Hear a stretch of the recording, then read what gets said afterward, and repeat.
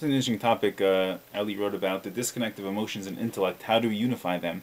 And he basically notes that, on one hand, we're intellectual beings. We have a great mind and we can ponder all kinds of wonderful things. And then we're dragged around by our hearts telling us what we want physically, and passions and the like.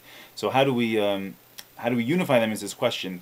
I want to tell you the famous story that you can find on the internet, documented, when the Rebbe Rashab met Dr. Sigmund Freud. Although I don't consider the man to be a doctor, but that was his title at the time.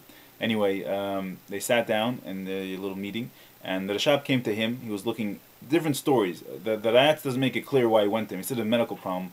There's some people who speculate that he was experiencing a depression of sorts. He couldn't write like he used to be writing. So Freud suggested certain things like go to your Hasidim and see if their lives are being improved by your work, because it seems like you're doing a lot of work and you don't relish the enjoyment of the satisfaction of what you're doing.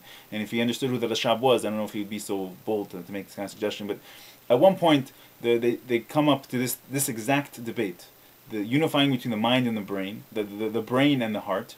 And Freud, who's a secular thinker, obviously a self-hating Jew to the extreme, who committed suicide on Yom Kippur to prove a point to the God he didn't believe in, if you get my drift, says to him, "You're insane. The mind and the heart are an ocean apart, and there's no even a need to attempt to connect these two things." Okay, and the Rashab looked at him and he said, This is the basic tenet of Chabad Chassidus. The Alter Rebbe writes in Tanya that even though they are separate worlds, it's our job to make a bridge to connect them.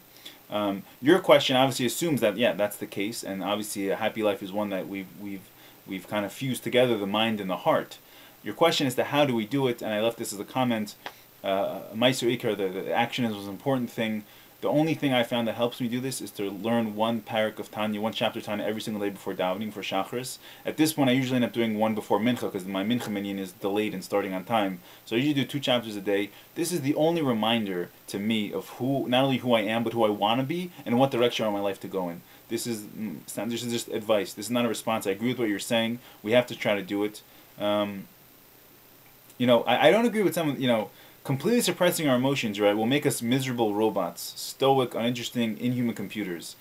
Robots get a bad rap, and if you understood how industrious a robot is in a computer, how many functions it do at one time, there's nothing with a human being who's involved in a task being like a robot. It's actually the most desirable way it can be. You don't want to be emotional in time of action. Similarly, being ruled by our emotions will make us miserable, undisciplined, inhuman, unstable, and ultimately be destructive to our health, right, and well-being. So the way, how do you fuse these two? My advice to you is a parak of Tanya before davening Shachris, and if you can before Mincha also, just say it. Don't do the Hisbonenus, just say it, and you'll see it'll change who you are because you'll be connecting. The Rebbe Rashab said that learning Tanya is like having Yechidus with the Alter Rebbe, and imagine having Yechidus with the Alter Rebbe. On that day, are you going to fall? Are you going to transgress? Are you going to be out of Seder? It's very hard. So learning parak of Tanya every day. The Rebbe Rayatz writes in a letter. The Rebbe Rashab, one time they're taking a walk on a beach. And there's a long pause, and he told him, learn Chassidus with tefillin on. And this does 6 things. And one of the things he said is, it cleans out the nefesh sichlis, the intellectual soul of man, which is something not spoken about as much as it should be, in my opinion. It's cleaned out when you have talis and tefillin on and you learn Chassidus. So the Chassidus I would recommend is a parak Tanya for davening. This is actually an Eitzah from the Rebbe himself, printed in many Siddurim now, that the Rebbe came out with this and asked, and it's one of the things that didn't catch on because it takes too much time. I already have Chitas, I have Rambam, I have to do this too, but it's something that will change your life. And also, you mentioned overeating, by the way. The Rebbe said, if people have this problem, look at a picture of the previous Rebbe before you eat, stare at it. And he said in general, by Parshat Re'eh, in a certain year, I forget, unfortunately, okay, but he said, stare at a picture of the previous Rebbe for 5 minutes every day, it'll change your life. And looking at holy people has this effect. So, similarly, also brachas, by the way, for Jews, make us that we don't overeat. We reminded this is just an exercise in living. We're not here to take so much pleasure from the world. We're here to be as productive and happy as possible, and the way to do that is to stay healthy for as long as possible through healthy eating habits.